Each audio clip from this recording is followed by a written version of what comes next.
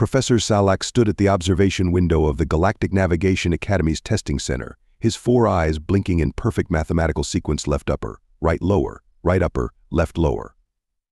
A sequence he had calculated would optimize his visual input by exactly 47.3%. Because that's what they did here at the most prestigious institution in the known galaxy. They calculated everything. Candidate 2947, please begin your route calculation, he announced through the communication system, watching as the young Xentarian's tentacles flew across their quantum computing array. Remember, you have exactly 1 standard solar week to complete your navigational projection. He allowed himself a small smile. Well, what passed for a smile in his species, more of a rhythmic vibration of his upper mouth segments. This particular batch of students showed great promise. They could calculate solar drift patterns to the 9th decimal place, quantum fluctuations in dark matter fields to the 15th, and gravitational variables to the 20th. Just as it should be. The testing chamber hummed with the sound of 30 different computational devices, each one more expensive than a small planetary system. The air was thick with the gentle blue glow of holographic star charts and the occasional frustrated chirp of a student who had to restart their calculations after a minor rounding error. Professor, his assistant, Lara, approached with a data pad clutched in her primary appendages. The new transfer student has arrived. Ah yes, the Xalak paused, his speech synthesizer struggling with the unfamiliar word, human. How quaint. Another species thinking they can master the complexities of void navigation. Put them in testing chamber 4, standard protocols. Lara's secondary appendages twisted nervously. But Professor, they haven't brought any computational devices. Not even a basic quantum calculator. Xalak's 4 eyes blinked simultaneously in shock, a rare break from his optimized pattern. Impossible. No species can calculate void trajectories without proper equipment. Perhaps their transport vessel was delayed, and their tools are still in transit. No, Professor. They claim they don't need them. Something about using Lara checked her notes, her voice dropping to an embarrassed whisper. Visual observation of stellar positions. The professor's epidermis shifted to a deep purple of amusement. Oh, this should be entertaining. Very well, let them try. It will serve as an excellent example to the other students about the importance of proper computational methodology. He turned back to the observation window, watching as candidate 2947 entered their 407th variable into their calculation matrix. Everything was precise, measured, quantified, just as the universe demanded. Little did Professor Xalak know that his perfectly calculated world was about to be turned upside down by someone who could look at the stars and simply know Amanda Chen strode into testing chamber 4 wearing standard Earth Space Force attire, a simple blue jumpsuit with silver trim. She carried nothing but a small leather-bound notebook and what appeared to be an ancient brass sextant. The observation gallery above erupted in a cacophony of translated whispers and synthesized chuckles. Welcome. Human Chen, Professor Xalak's voice resonated through the chamber's communication system. I notice you appear to be missing some equipment. Amanda looked up at the observation window and grinned. Nope. Got everything I need right here, Professor. She patted her notebook and held up the sextant. Just like my grandmother taught me. She navigated solar clippers across the Perseus arm for 40 years. The professor's epidermis rippled in what his species considered polite disbelief. I see. And you expect to complete the standardized navigation exam with antique decorative objects. Well, that and the stars, Amanda replied cheerfully, settling into her assigned station. Around her, other students were already deep into their calculations, their appendages dancing across holographic interfaces and quantum matrices. Though I wouldn't mind a star chart for reference. Always good to double-check your work. Lara, monitoring from her station, leaned toward Professor Xalak. Should we terminate the exam? Clearly the human is not taking this seriously. No, Xalak replied, his voice carrying the particular tone of someone anticipating an entertaining disaster. Let's see how this plays out. Computer, begin recording. This will make an excellent case study in proper methodological requirements. Amanda unfolded her notebook, revealing pages filled with hand-drawn star charts and what appeared to be doodles. The horror emanating from the observation gallery was almost palpable. Candidate Chen Xalak announced, your task is to plot a safe route from the Carina Nebula to the Outer Rim trading post. accounting for gravitational distortions, dark matter fields, and quantum fluctuations in the void. You have one standard solar week to complete your calculations. A week. Amanda looked genuinely puzzled. That's a really long time. Is there a problem with the testing system? One of her fellow candidates, a Zentarian named Grex, extruded an eye stalk to peer at her in confusion. The mathematical complexity alone requires at least 3 days of quantum processing. How else would one account for the 4-dimensional probability matrices? Amanda flipped open her notebook to a fresh page. Yeah, about that. We humans found that if you just look at the star patterns and factor in the standard drift, you can pretty much eyeball it. The old spacers called it reading the stars like a road map. The silence that followed was profound enough to be measured on seismic equipment. Eyeball it. Professor Xalak's voice had risen several octaves. You propose to navigate through the most dangerous sectors of space by looking at it. Sure, Amanda was already sketching something in her notebook. See, you've got your major stellar landmarks, your gravitational signs which you can spot from the way certain star clusters appear to bend, and once you know the basic patterns, it's pretty straightforward, like reading traffic signs but in space. The other students had stopped their calculations to stare. One of them, a crystalline being from the silicon worlds, was vibrating at a frequency that suggested either intense anxiety or imminent structural failure. This is absurd, Lara burst out. Navigation requires precise mathematical models, years of study, quantum computational arrays.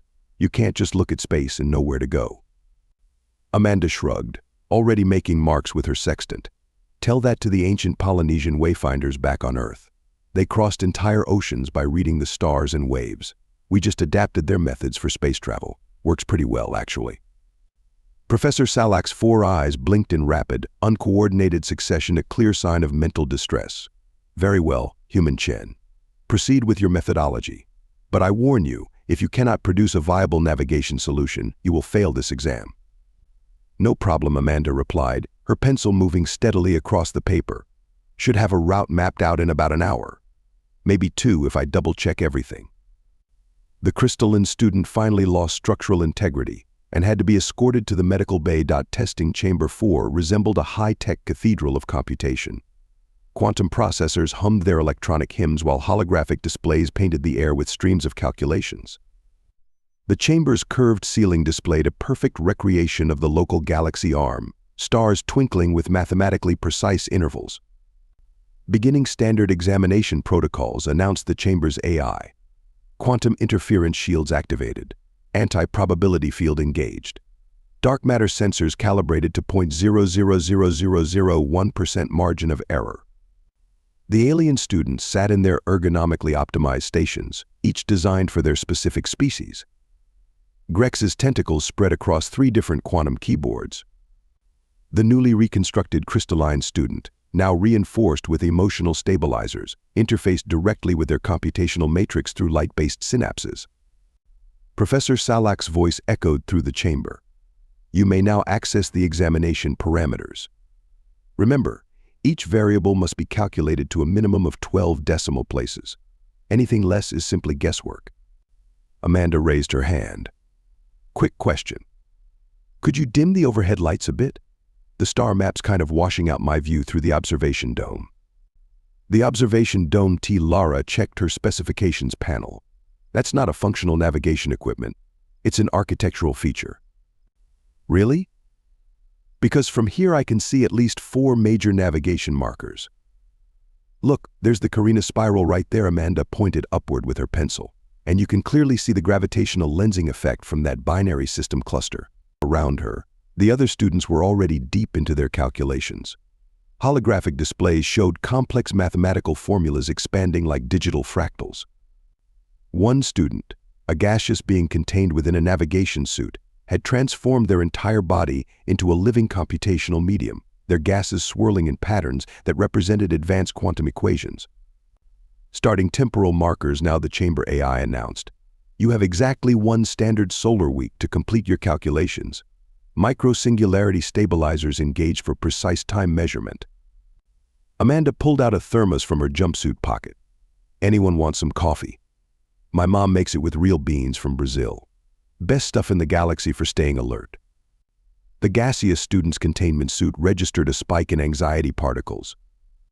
Human Chen Professor Xalak's voice carried a note of strained patience. This is a standardized navigation examination.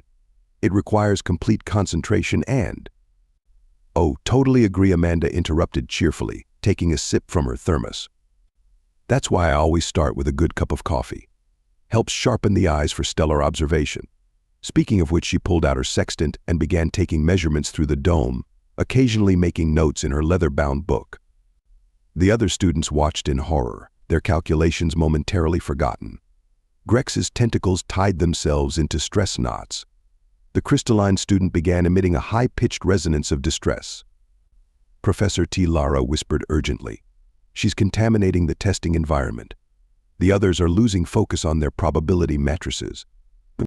Indeed, several students had become distracted by Amanda's unconventional methods. One was staring in fascination as she sketched what appeared to be a rough map on paper, while humming an old Earth sea shanty. "Return to your calculations," Professor Xalak commanded the other students. "Remember, precision is paramount. The slightest error in your quantum variables could result in catastrophic navigation failure." "You know," Amanda commented to no one in particular, "my grandmother always said the stars themselves warn you about dangerous routes. Like how that particular cluster formation up there," she pointed with her pencil. "Classic sign of a hidden gravity well. Old spacers called them wolf traps." The gaseous student's anxiety particles had reached critical density. Professor Xalak's epidermis had taken on a distinctly stressed shade of mauve. "Candidate Chen, please refrain from disrupting the other students' concentration with your folklore." Sure, Amanda nodded, making another mark in her notebook. "Almost done anyway. Just need to factor in the seasonal stellar drift patterns. You can really see them clearly from this angle." The crystalline student's emotional stabilizers began emitting warning beeps. The examination had barely begun, and already the carefully controlled testing environment was descending into chaos. And in the middle of it all, Amanda Chen sat calmly sipping her coffee, occasionally glancing up at the stars, as if they were old friends giving her directions. 3 hours into the examination, the first warning signs appeared.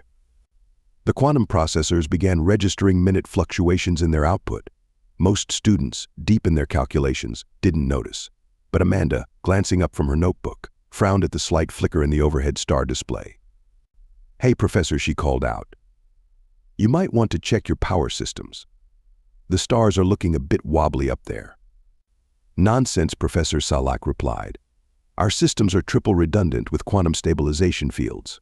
A power failure is mathematically impossible. The odds are." The lights went out. In the sudden darkness, multiple things happened at once. The crystalline student emitted a sharp ping of panic. Grex's tentacles tangled in their now dead quantum keyboard. The gaseous student's anxiety particles reached critical mass, creating a small but noticeable electromagnetic pulse. Emergency lights sputtered to life, casting the chamber in a dim red glow. Through the observation dome, the real stars shone with unwavering clarity. "Remain calm," Professor Xalak's voice crackled through backup speakers. "Emergency protocols are initiating.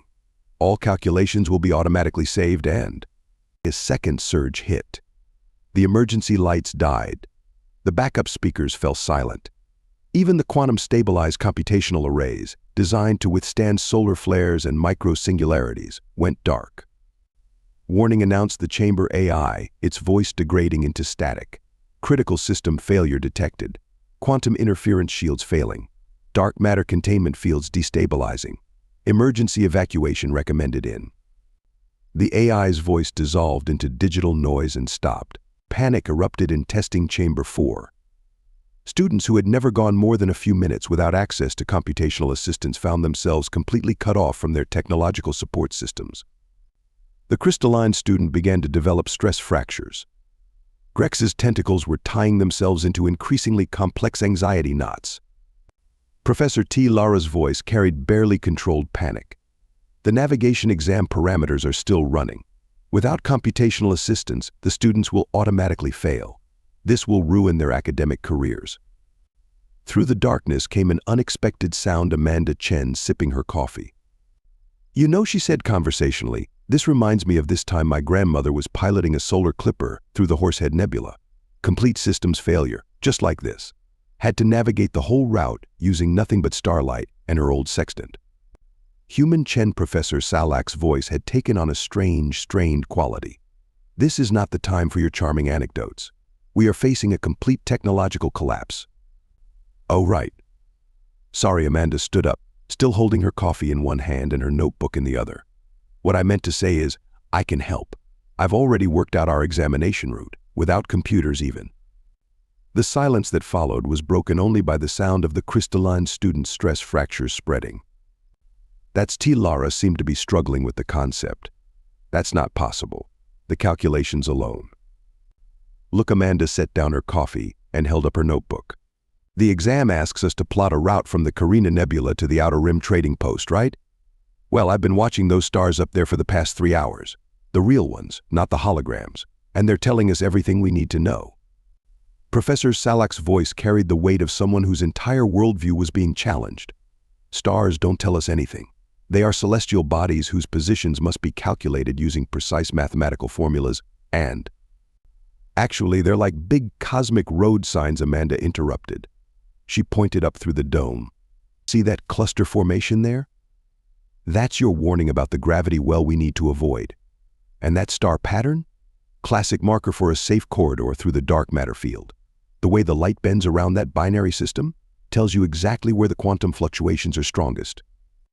The other students had fallen silent, their various appendages, crystalline structures, and gaseous forms all oriented toward Amanda's confident explanation. But Lara stammered. Without quantum computational arrays, how can you possibly account for all the variables? Amanda grinned. We don't. That's the secret. The universe already did the math for us. All those effects you're trying to calculate? They've been influencing starlight for billions of years. We just had to learn to read the signs. This is absurd, Professor Xalak declared, but there was a note of uncertainty in his voice. Navigation requires precise calculations. Without our computational systems, safe travel through space is impossible. The chamber's emergency systems chose that moment to display a warning: attention, dark matter containment failing. Gravitational anomalies detected. Immediate evacuation required. About that, Amanda said, flipping to a new page in her notebook. I can plot us a safe evacuation route right now. No computers needed. Those gravitational anomalies are pretty obvious if you know what to look for in the star patterns. The crystalline student's stress fractures had reached critical levels. Grex's tentacles had tied themselves into a mathematical impossibility. The gaseous student's anxiety particles were approaching fusion temperatures.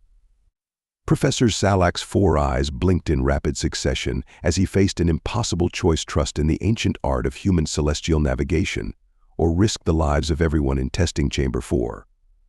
Through the observation dome, the stars continued their eternal dance, their light carrying messages written in the language of gravity and space-time, messages that Amanda Chen could read as easily as a street sign. Amanda stood in the center of testing chamber 4, her sextant catching the starlight from above. The chamber's warning systems continued their dire predictions of imminent gravitational collapse, but her voice remained steady and sure. Right, here's what we're going to do, she announced, sketching rapidly in her notebook. There's a clear corridor through the gravitational distortions. You can see it in the way that star cluster curves to the left, classic sign of a safe passage. But the quantum variables, Professor Xalak protested. The dark matter coefficients. The probabilistic matrices. Already factored in, Amanda replied, not looking up from her notebook. See that blue shift in the Carina arm? Dead giveaway for stable quantum conditions. And the dark matter? That's why those 3 stars over there look slightly fuzzy. Mark those as boundaries and you've got yourself a clear channel. She held up her notebook, revealing a hand-drawn map that seemed deceptively simple. The crystalline student, peering through stress-fractured facets, noted with shock that the route looked almost elegant. This is preposterous, Lara declared, though her voice carried a note of desperate hope. You cannot simply draw a path through space. Sure you can, Amanda said, taking another sip of her now cold coffee. Watch this. She walked to the chamber's manual control interface, a backup system so ancient most had forgotten it existed. With quick, confident movements, she began inputting coordinates. Human Chen Professor Xalak's voice rose several octaves. What are you doing? Saving our molecules from being scattered across 3 dimensions, she replied cheerfully. Don't worry, I've done this before. Well, in simulation. Well, technically it was a video game, but the principles are the same. The gaseous student's anxiety particles began to arrange themselves into what appeared to be a prayer formation. Amanda's fingers flew across the manual controls. Above them, through the observation dome, the stars seemed to shift as the chamber's orientation changed. She consulted her notebook once, nodded, and pressed the final sequence. "There we go," she announced. "Simple as following a cosmic highway map." The chamber's warning sirens suddenly fell silent. The gravitational sensors running on emergency power displayed readings that seemed impossible, a perfect route through the chaos, threading between quantum distortions and dark matter pools like a needle through fabric. That's Professor Xalak stared at the readings, all four eyes wide. That's a viable navigation solution. But how? Without computational assistance. Like I said, Amanda grinned, patting her notebook. The stars already did the math for us. Been doing it for billions of years. Humans just learned to read their work. The crystalline student's stress fractures began to heal themselves in sheer amazement. Grex's tentacles untangled spontaneously. The gaseous student's anxiety particles transformed into what their species considered a standing ovation. "But this goes against every principle of modern navigation," Lara exclaimed. "Every mathematical model, every quantum theory." Maybe Amanda conceded, closing her notebook. "But you know what it doesn't go against? The actual reality of space. Sometimes the simplest solution is just to look up and read the signs." She pointed through the dome at a particular cluster of stars. "See how they make that arrow shape? Ancient Earth sailors called patterns like that leading lights. They'd use them to guide ships into harbor. Space isn't so different, just a bigger ocean with brighter markers." Professor Xalak's epidermis had turned a shade of purple previously unknown to xenobiologists. "Are you suggesting that your primitive visual observation methods are superior to our advanced computational systems?" "Not superior," Amanda shrugged. "Just different. And sometimes, like when all your quantum computers decide to take a coffee break, pretty handy to have as a backup." The chamber's systems chose that moment to hum back to life, quantum processors reactivating one by one. But nobody moved to their computational stations. Instead, every eye, talk, sensory crystal, and gaseous perception organ remained fixed on the simple leather notebook in Amanda's hands, a notebook that had accomplished in minutes what their most advanced technology needed a week to calculate. The academic board of the Galactic Navigation Academy sat in stunned silence as they reviewed the recordings from testing chamber 4. 7 different species, representing the finest mathematical minds in known space, watched as a human with a notebook and an antique brass instrument redefined their understanding of space navigation. "This is unprecedented," declared High Administrator Xalak, their photosynthetic tendrils glowing with agitation. "A complete paradigm shift in navigation methodology." "But it works," Professor Xalak stated, his epidermis still showing traces of that new shade of purple. "We've verified human Chen's root calculations against our quantum computers. Her manual observations achieved 99.97% accuracy compared to our most advanced systems. And she did it in 3 hours," Lara added, her voice carrying a mix of awe and lingering disbelief. "Not a standard solar week. 3 hours." The crystalline board member chimed a note of concern. "But how can we verify these methods? How can we standardize something as subjective as visual observation?" Amanda, sitting at the witness podium with her ever-present coffee thermos, raised her hand. "Actually, humans have been teaching these techniques for thousands of years. Started with ocean navigation, adapted it for space. Pretty straightforward once you know the basics." The board members exchanged glances, their various sensory organs conveying a mix of shock, curiosity, and revolutionary excitement. "Very well," High Administrator Xalak announced. "Professor Xalak, you will work with human Chen to develop a new curriculum, one that combines our computational methods with these traditional human techniques." "Already started," Amanda grinned, pulling out her notebook. "Drew up some lesson plans during the hearing.